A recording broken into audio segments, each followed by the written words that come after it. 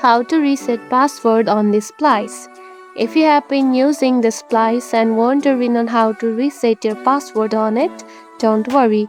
In today's video, I'm going to show you how to do it, so let's get started. First of all, open the web browser that you use, just like this. After opening it, add the Splice and log into your account on it, just like this. After logging in, you will see something like this.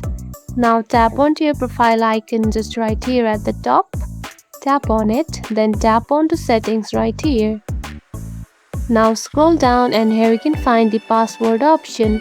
Now to reset password, tap on to change password right here.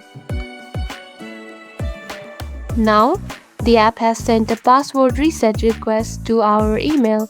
Now go to email, we'll find the email just like this. Now to reset your password, tap on to reset my password right here. And you will see something like this. Now to reset your password, enter your new password right here and confirm it. And after adding it, tap on to reset password right here. And after doing this, your password will be reset. And that's it. This is how you can reset your password on the Splice. If you found this video helpful, don't forget to like and subscribe for more tips. Thanks for watching.